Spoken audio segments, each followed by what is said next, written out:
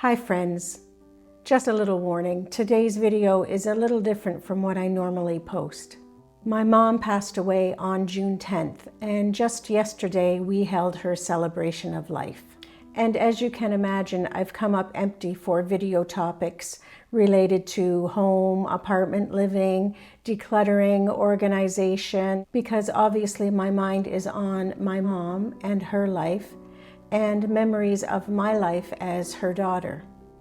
Any milestone in our life causes us to pause and reflect, whether we want to or not. And of course I want to. My mom was a kind and gentle and very sweet soul. She suffered with Alzheimer's for well over 10 years, and I feel like I've had my share of reflections, and I've also felt the myriad of emotions that anyone would have watching someone they love deeply struggle as their life, their memories, their essence slips away.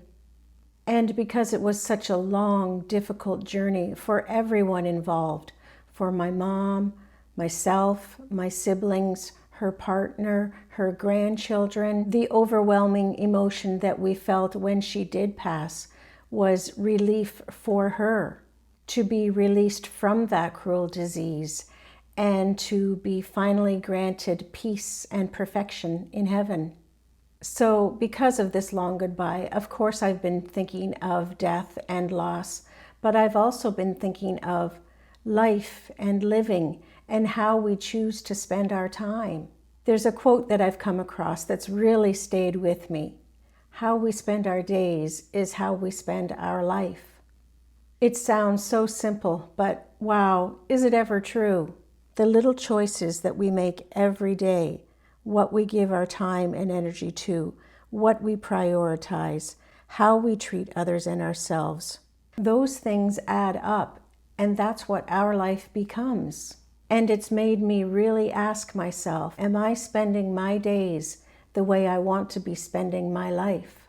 When I started this YouTube channel back in January, I thought to myself, I'll do this as a little experiment until September when I retire. Just maybe by then, I thought, I'll hit monetization, and it would be a fun little side hustle in retirement, and it would provide me with a little walking around money. Well, no one was more surprised than me when I was monetized so quickly. But unfortunately, my need for constant improvement kicked into high gear, and this activity that I thought would be a small, fun little hobby has turned into a life of its own. Normally on a weekend, I write the script for my YouTube video that I post for the upcoming Friday. I usually write on the weekend. I usually shoot the video on the Monday evening after my day job, and that gives me a few evenings to edit it after my day job and get it ready to post on a Thursday evening for it to air on Friday at 4 p.m. I give myself Friday night off. Yay! And then the wheels need to start turning for the upcoming video. Please don't get me wrong, creating these videos has truly brought me so much joy. I've loved connecting with you and building this little community and sharing our lives and our thoughts and our stories. But it's also become a commitment with a capital C. And when something you love starts to feel like a job, and I already still have a job, then it's worth taking a step back and asking, is this aligned with how I want to live my life? Hence the question, am I spending my days how I want to be spending my life? I don't know. I think that's what milestones do, whether it's a loss, retirement, or a birthday with a zero in it, they really shake us up. They invite us to look around and ask the big questions. What do I value? What do I want more of in my life? What am I holding on to that no longer serves me or anyone else? It feels like I keep coming back to the same thoughts. And it also feels like some of them I'm learning for the first time, and some of them I'm remembering for the first time in a long time. We need to live our own truth. There's a freedom in shedding the need for approval from others.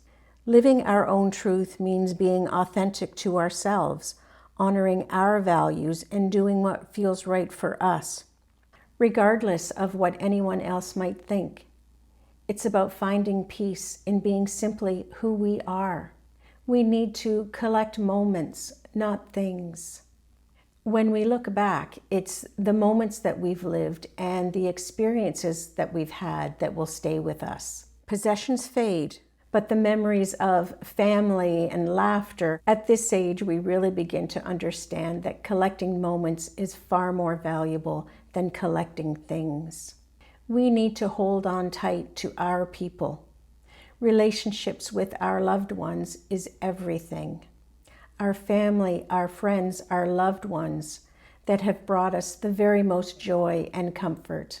These relationships are the foundation of what holds us up in both good times and bad.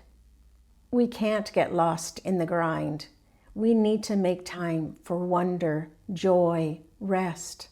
We mustn't get caught up in the drudge of life. It can be overwhelming with routine and responsibilities. But as we age, we start to see that it's important to step out of the grind and enjoy the simple pleasures. It's about making time for things that make us smile and remembering that life is too short to be bogged down by stress and monotony. Health truly is wealth. It's the foundation for everything else. As we age, we begin to understand just how essential good health is. And no amount of wealth can replace the energy and vitality that comes with being physically well. It's the foundation that allows us to truly enjoy life, so it must become one of our top priorities. We need to find our tribe, the ones who see us and get us and lift us up. We don't need a crowd, just a few good hearts. Surrounding ourselves with people who truly understand and support us is invaluable. It's truly one of life's biggest blessings.